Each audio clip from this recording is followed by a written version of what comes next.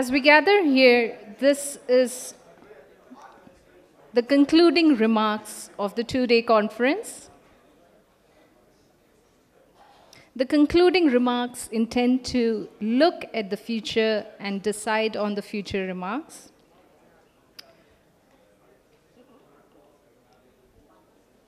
To conduct the panel, may I invite the chair of the panel, Dr. Sudipto Mundle, President of Cuts International.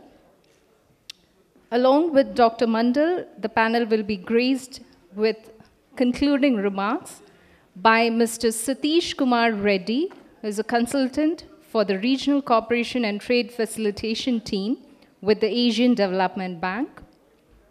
We have a panelist from Bhutan, Ms. Damchae, who is the founder and the Chief Executive Officer of Bhutan Association of Women Entrepreneurs. And we also have a panelist, Mr. David Ranz, who is the Acting Deputy Assistant Secretary, Bureau of South and Central Asian Affairs, U.S. Department of State. The final vote of thanks would be delivered by Mr. Bipul Chatterjee, Executive Director, Cuts International.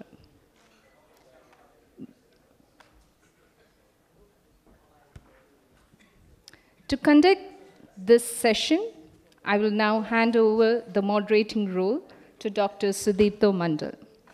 Sir, the floor is yours.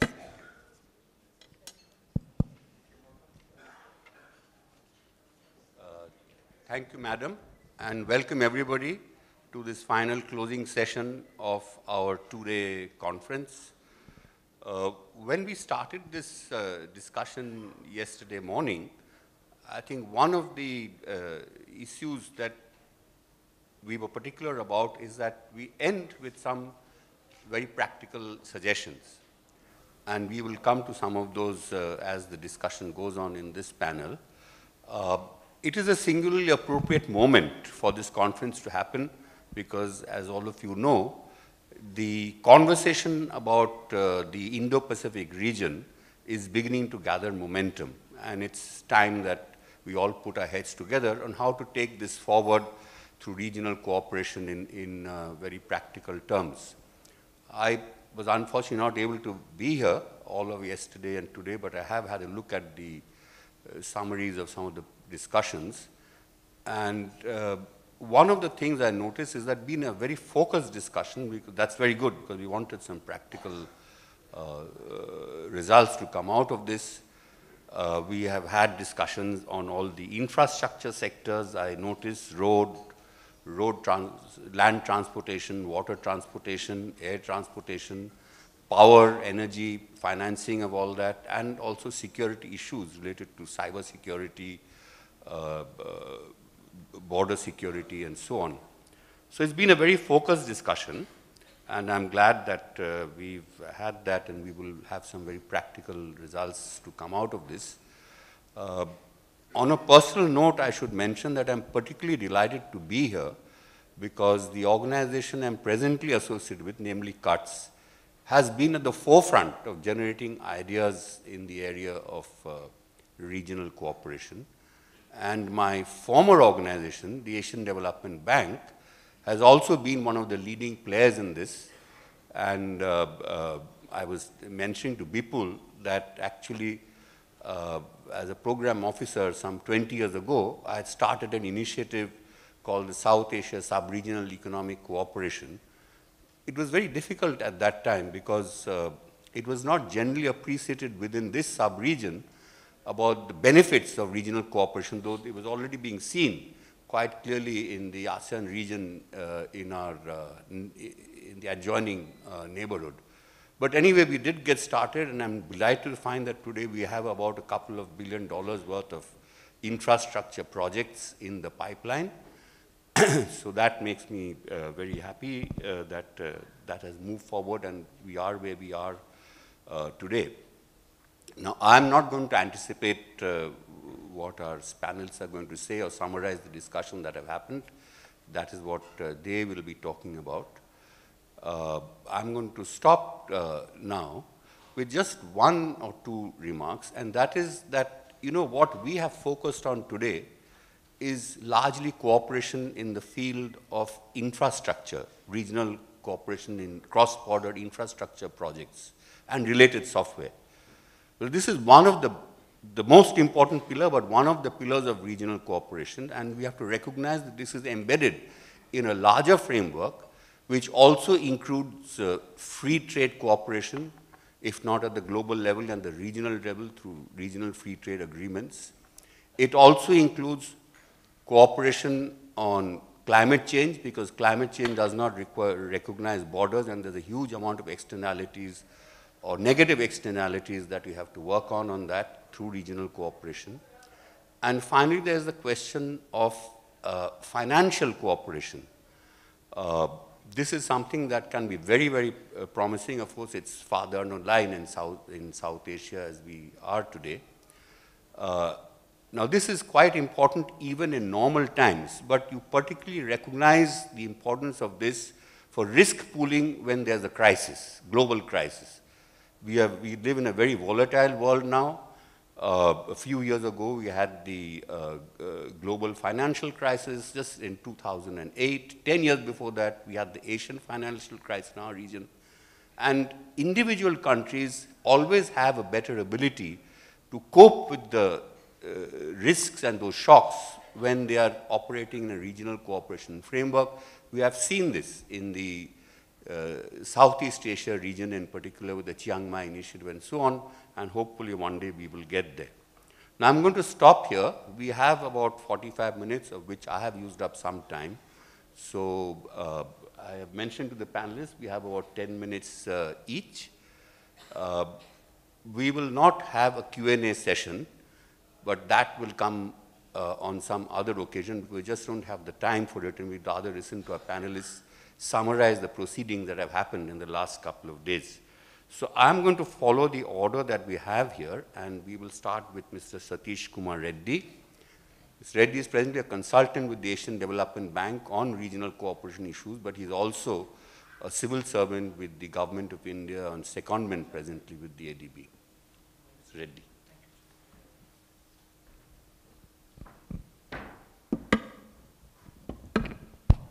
Thank you, Chair. Many commendations to CUTS for organizing this conference on regional connectivity.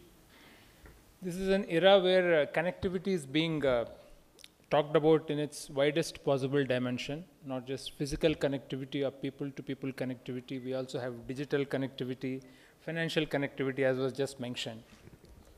So this is a very opportune moment to talk about this. And if you talk about connectivity, even several decades back, you had these land transport corridors which were designed, like the Asian Highway Network and the Trans-Asian Rail Network. So recently we did an exercise from the Asian Development Bank to see what is the state of affairs after so many decades, and we found that there are still large gaps in these networks. By large gaps, I don't mean that nothing exists, but the networks have either large stretches of these networks are in very poor condition or not really worthy of supporting trade and movement of vehicles, etc. So this is one area where Asian Development Bank is trying to prioritize investments, not just from itself, but also engaging with the countries. And I'm very glad that just the Chair had mentioned about the South Asian Sub-Regional Economic Cooperation, SASEC. In fact, that's the program for which I work, and it has really gained traction, and currently almost about $10 billion worth projects have either been completed or are underway. So we are trying to prioritize the completion of these transport corridors, not just these corridors which were designed some decades back, but also connecting them to the gateways. This is a very diverse region, South Asia. We have landlocked countries, and then we have countries which are islands. So connecting markets to gateways so that they can be efficient logistics is a very key aspect, and this is also another aspect of connectivity that we are focusing on. Last mile connectivity again is very inadequate in the region. One thing is to connect to the markets and also the last mile connectivity across borders. So we are trying to tackle connectivity across its various dimensions. And another area which is very important is the multimodal connectivity. We have cargo for a very efficient logistics chain. We should have an enabling environment for efficient multimodal movement of cargo. And that's also been another area of focus. One major debate when it comes to connectivity is what is the role of borders? Because you need connectivity because there are borders as well. So one is to make them very elaborate, have first-rate infrastructure, have all regulators, have everybody there. But we are trying to take the other way, is to make borders as less visible as possible. I would like to say invisible, but yeah, that's not going to be, that may not be realistic, but try to make borders as less visible. And by shifting all regulatory processes and infrastructure inland, moving away from the borders so that borders just act as efficient gateways and not as impediments. So in that context, it's very important to marry the infrastructural developments with soft reforms, trade facilitation, logistics facilitation reforms. That's another key area where ADB is working on under the SASEC program, focusing on customs reforms, reforms relating to creation of infrastructure like dry ports and other border facilities. Transport facilitation, some of you would have heard of this breakthrough achievement under BBN, a motor vehicle agreement where vehicles can move from consignor to consignee, from one place in one country to another place in another country and move cargo and people. Unfortunately, it has not been fully operationalized due to some issues with its ratification, but we have done several pilots under that. There have been huge gains in terms of efficiency, reduction in transaction costs, and we really hope that soon the agreement can be implemented in its full dimension. That will really help make the borders again invisible, because currently most of the inefficiencies come about at the borders in terms of time taken, in terms of the costs of trading. And that's what we are trying to reduce. Thirdly, use of technology, ICT. It's for processing or for shipment visibility. I believe there have been sessions earlier in the day which talked about balancing the needs of security and trade facilitation. So that's one thing that we have tried out from the Asian Development Bank, bring in like electronic cargo monitoring systems and take away the intrusive regulatory interface. So this not only helps in facilitating trade, but also provides a very vital shipment visibility to the trade. So one vital aspect of this project was also that it's not just for regulators, but it's also for the trade including transporters, shipping companies, etc., to better able to plan their logistics.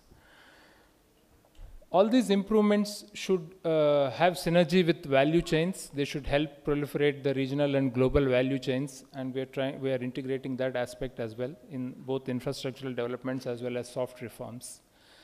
One very interesting areas which everybody is talking about is e-commerce. It's a very powerful tool that can connect people to markets, even small enterprises, tiny enterprises also. So while there are efforts to bring all these entrepreneurs onto online platforms so that they can better access global markets, we also have realized that the regulatory infrastructure is also not geared to tackle this, including whether it's customs, other border related processes, or not, which were made primarily in the past, is not geared to tackle e-commerce. So that's another area of focus which we are currently working on, so that the benefits of e-commerce can really reach everybody and not just big enterprises. So while there are many components happening on connectivity, on trade facilitation, coordination in all these activities is a major gap. Coordination between hard and soft, coordination across borders, and between public and private partnership. I think that's another key aspect which has been discussed in this conference. So achieving all these levers of coordination through appropriate institutional structures is another area which has to be looked at. Again, under the SASEC program, we are doing that, but I'm sure it needs a lot more than that. There are a lot of donors and other organizations in the field, and I've realized in the last few years of working with ADB that donor coordination is also a major issue. There are lots of work being done, bits and pieces, or in silos, which are not really, which don't really give play to the synergies in those areas. And finally, advocacy and outreach, so that the benefits of this are made known to the trade, and the other way also. The issues that are faced by the entrepreneurs and people in this region also are passed on to regulators and suitable solutions devised. So advocacy and outreach is another important area that we are working on. So we hope that with improvements in this, with suitable infrastructure coming, supported by trade facilitation reforms, ICT developments, trying to make borders as less intrusive as possible and moving away all the processes into the countries where it's more convenient for the trade to act. These are some of the activities that we hope will come together to enhance connectivity and to have very efficient connectivity. That's it. Thank you.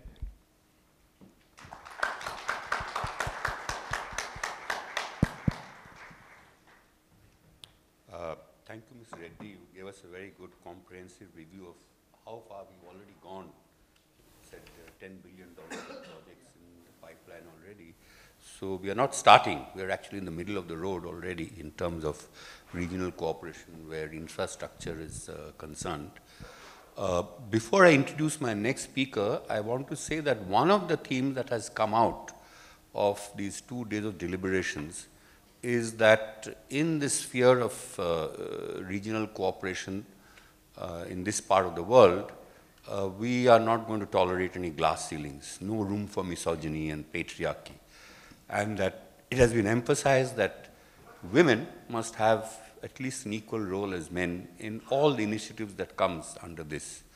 So we have no other better person to talk to us about this as Madam Damchae Dem. She is the founder and chief executive officer of the Bhutan Association of Women Entrepreneurs. As she was telling us earlier, she has been, led some of the startups in the region, and today she's going to talk to us about, as she says, she is now giving back to society from everything she's got from it. Madam Dam, please.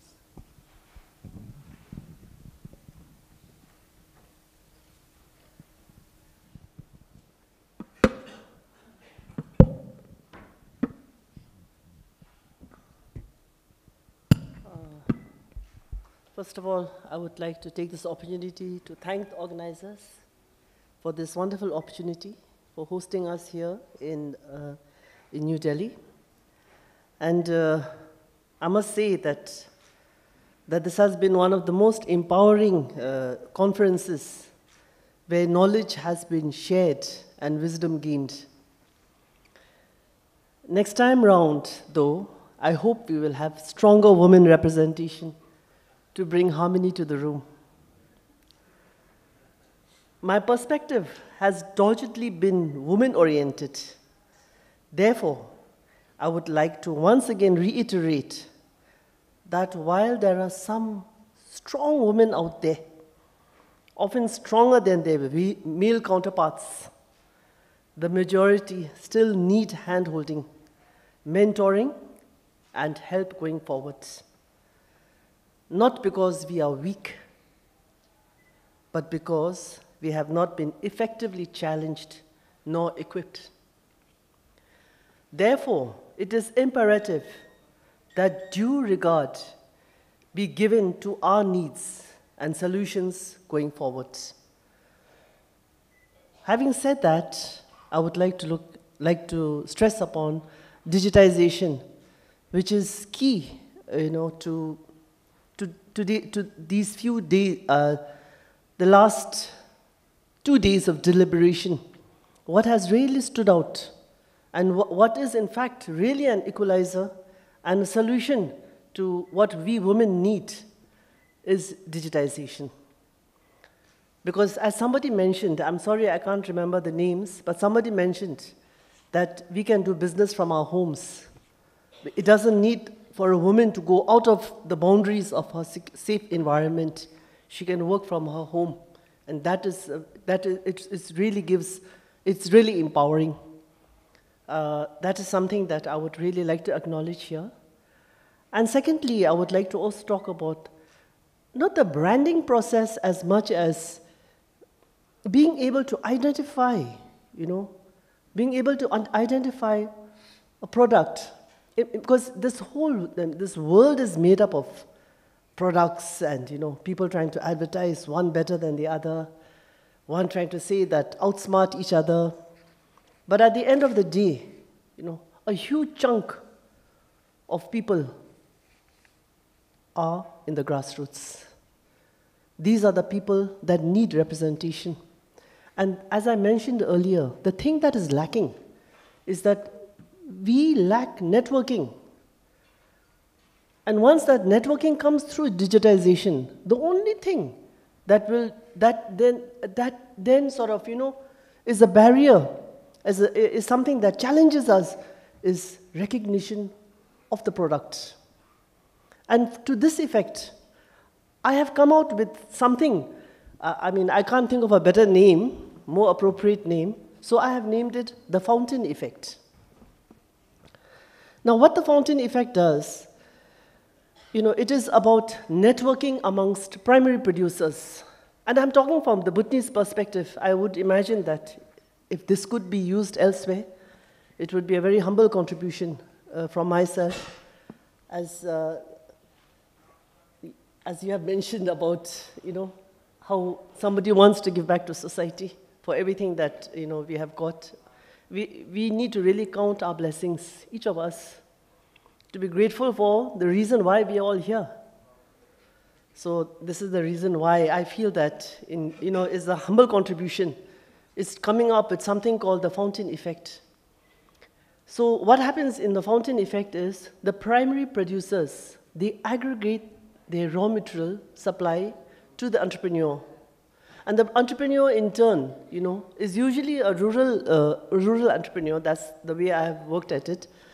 This rural entrepreneur then makes the product, and from that, the profits, a part of the profits is plowed back to the primary producers. So in effect, the primary producers are getting paid twice. Once at market value, and the other one is to get an opportunity from the dividends. So that way, what happens is they get more encouraged. They feel more encouraged to work. Just now what's happening, especially back home, where, we are mostly a matriarchal society, Bhutan, and the property rights usually goes to the girl child. But then this property is usually scattered, unproductive, and because of lack of network, marketing networks, etc., it's a life of drudgery. And women grow old before their time. And all this can change. And what is the solution to this change? What do we need for this change?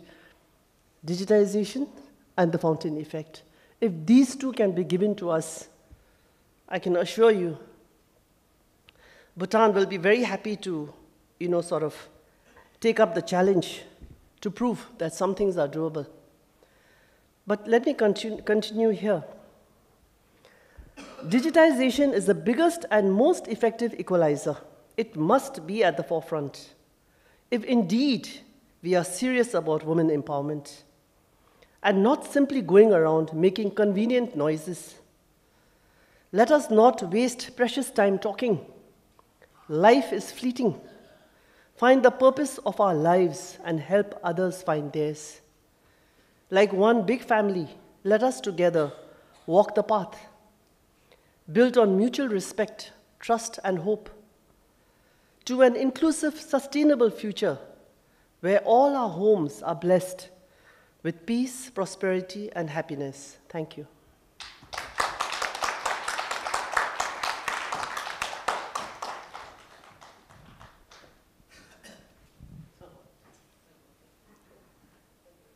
Thank you, madam. That was a very eloquent way of putting across your powerful messages. So far all of us have been speaking who are from the region, but we also have some non-regional partners who have been very helpful to us, including the United States, Japan, Australia, the United Kingdom, and others. And one of the most supportive has been the United States. So I'm delighted to introduce our speaker from the State Department, Mr. David Ranz.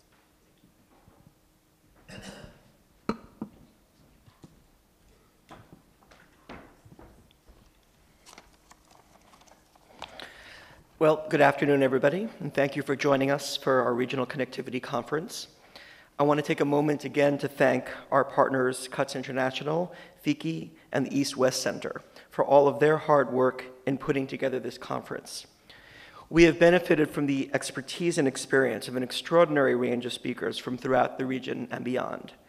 And I want to express my appreciation to all of them, all of you as well, for sharing your time and your wisdom with us. The Indian Ocean region is one of the most dynamic in the world. Nearly half the world's 90,000 commercial vessels and 2/3 of the globe's oil travels through its sea lanes. The region boasts some of the fastest growing economies on Earth and is home to 1/4 of the globe's population. Our commitment to this region is rooted in the U.S. identity as an Indo-Pacific nation and the myriad cultural, social, and political ties between our peoples. We are gratified to be a part of this remarkable growth story. Our Indo-Pacific strategy, which values strong economic growth, a commitment to collective security, and an adherence to global norms, is designed to better align U.S. resources to support your efforts. As Ambassador Jester mentioned in his remarks yesterday, the U.S. has been an active supporter of the prosperity of this region for decades. With this new whole-of-government strategy, which has been endorsed by President Trump, we are building on past successes and expanding our commitment. In his remarks at the opening plenary yesterday, Ambassador Jester also highlighted the many ways the U.S. has been fostering better regional connectivity and economic growth in South Asia. As we close this conference, I'd like to focus on our future efforts. At the Indo-Pacific Business Forum in July, Secretary Pompeo announced $113 million in funding for a suite of initiatives in the areas of digital economy, infrastructure, and energy. As he said in his remarks at that forum, these funds represent just a down payment on a new era in U.S. economic commitment to peace and prosperity in the Indo-Pacific region.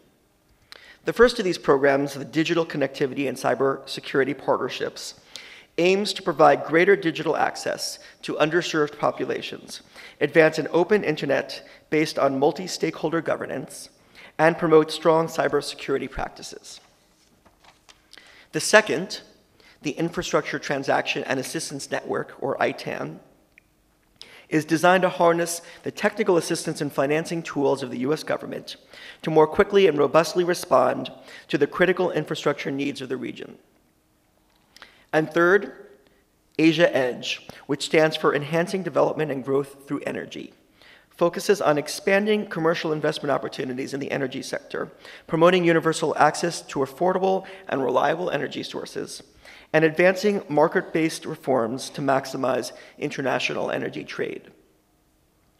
All of these programs are also specifically designed to draw in additional private sector investment, turning $113 million in U.S. government funds into potentially billions of dollars worth of private sector deals.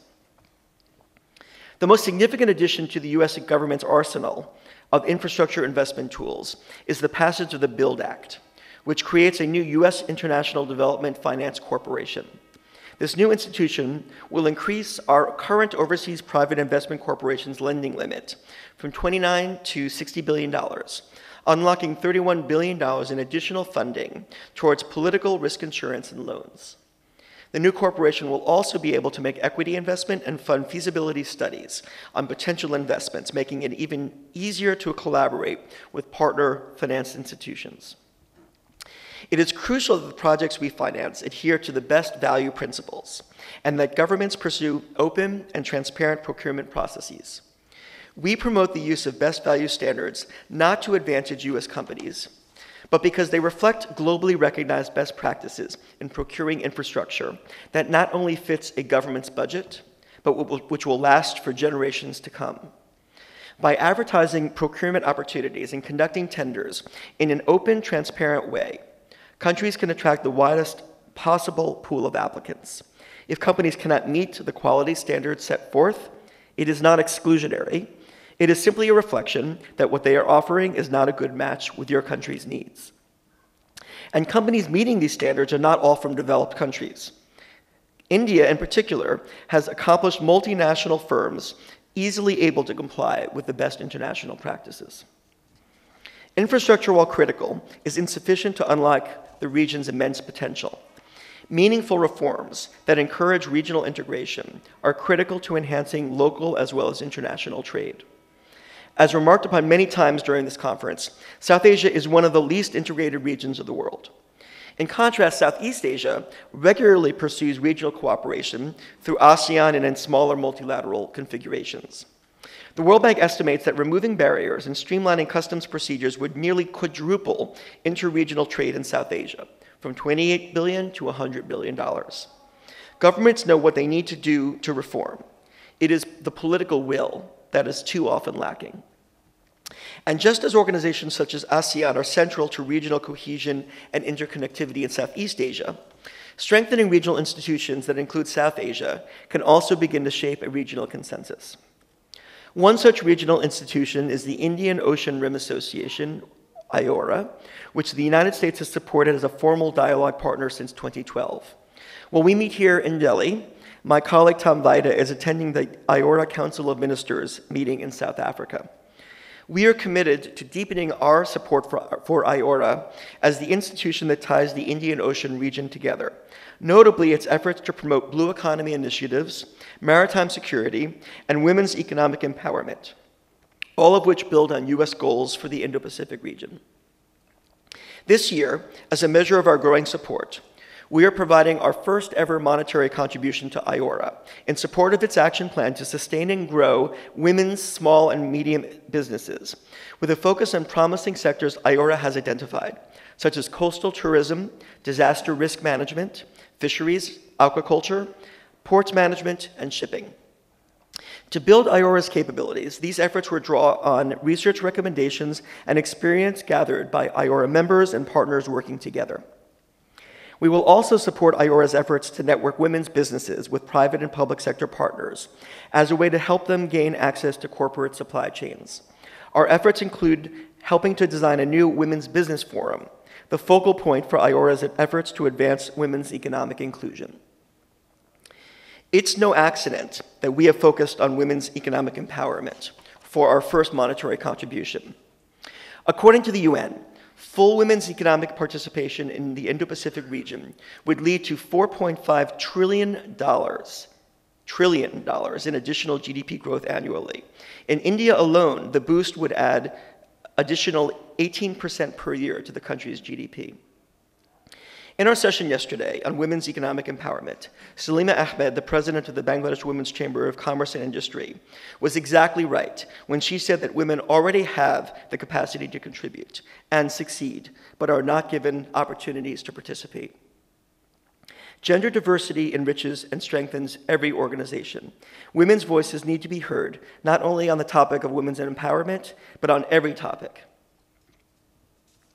I therefore want to issue a challenge to the men in the room today to ask yourselves how your organizations are providing mentoring and opportunities for women to advance and take on senior roles. I want to challenge you to hire more women, support their professional development, and even step aside to let women lead.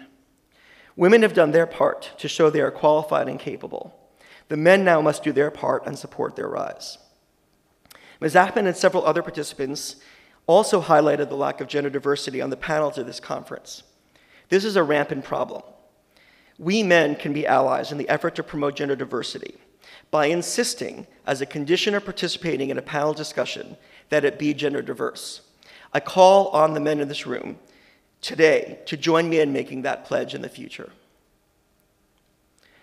Working with key partners is also crucial to support progress towards greater regional connectivity. On September 28th, for example, President Trump and Prime Minister Abe announced a variety of cooperative bilateral projects. In Bangladesh, the United States and Japan are assisting Bangladesh to construct and improve cross-border road networks and boost the efficiency of inland ports. On the private sector side, Japan's Mitsubishi and GE of the United States have signed a memorandum of understanding to develop an LNG project in Bangladesh worth $5.7 billion, further supporting Bangladesh's energy needs. To further enhance our ability to work together, the Japan International Cooperation Agency, JICA, and OPIC signed a memorandum of understanding to provide a framework for co-financing options for private companies' investments in the developing countries in the Pacific region. We look forward to supporting the operationalization of this MOU with key projects in South Asia. India is also playing a key role in realizing the $500 million Millennium Challenge Corporation compact with Nepal, the single largest U.S. grant to Nepal in our 72 years of cooperation. This compact will focus on road maintenance, as well as building crucial electricity transmission lines, substations, and a second cross-border transmission line with India.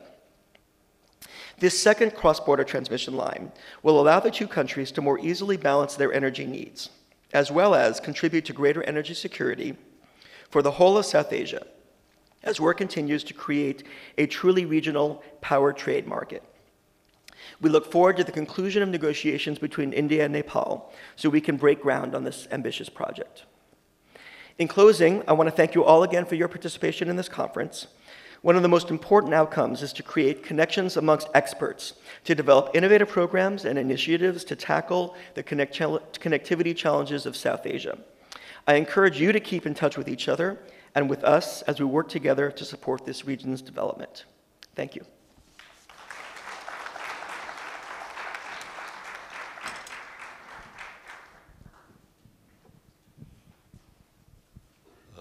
Thank you very much, Mr. Ranz, for walking us through the many detailed ways in which the United States has been helping us to promote regional cooperation.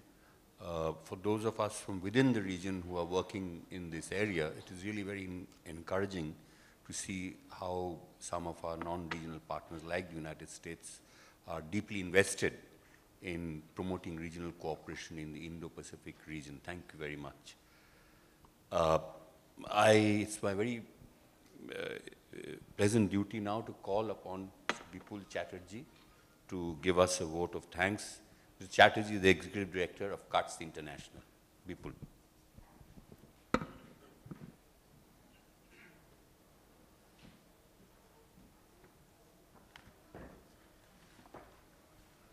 Thank you, Chair. This conference is coming to an end, and my job is to provide or place a more formal vote of thanks. My intention is not to summarize what we have discussed over the last 2 days, but one thing which I would like to emphasize or underline is that one of the intentions of our work, this particular conference, and the related work which we are doing with support from the State Department, is to have better understanding of various initiatives which are happening around this region from various players, various agencies, including United States, Japan, Asian Development Bank, World Bank, and others, and then to generate more and more good examples where cooperation is happening, future cooperation is possible, and things like that.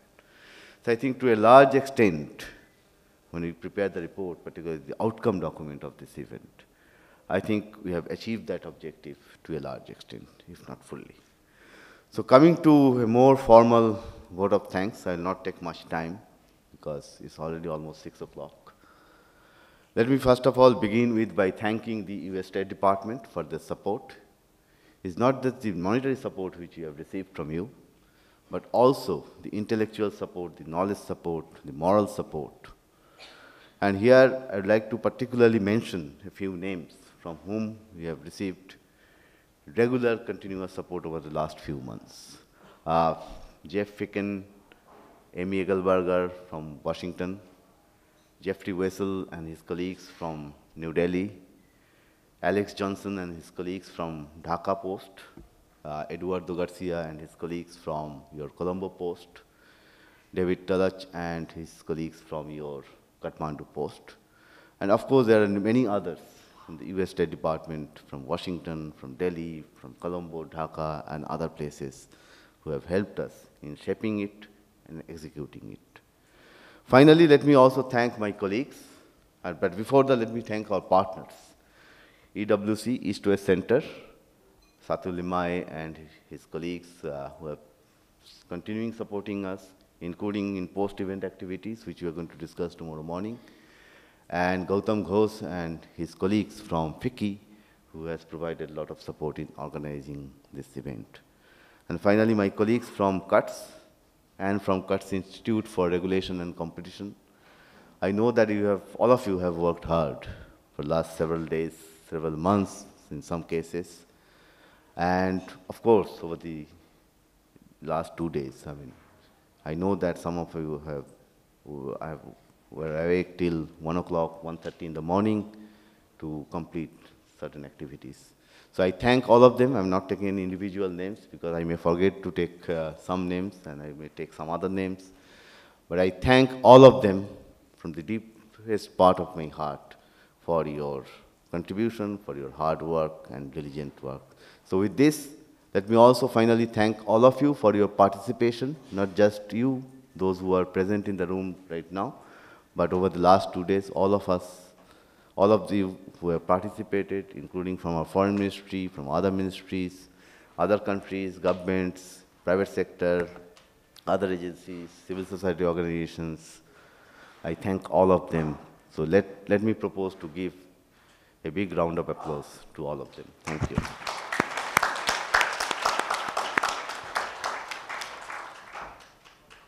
So, conference is now over. Thank you very much, everybody. Thank you, panelists. May I now request the Deputy Executive Director of CUTS International, Mr. Uday S. Mehta, to present a token of appreciation from CUTS International to the panelists in this session.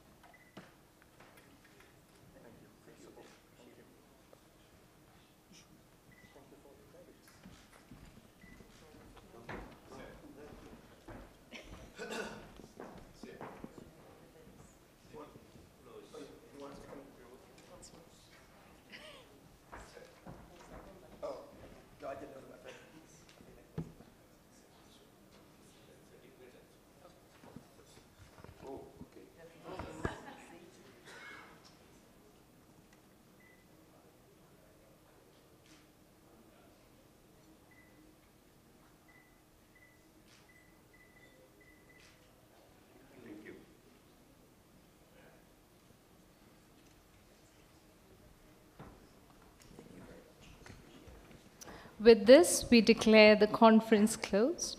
We look forward for future meetings. We would be reaching out on one-to-one basis with many of you. Have a nice weekend, coming up weekend, and we also wish you a prosperous Diwali.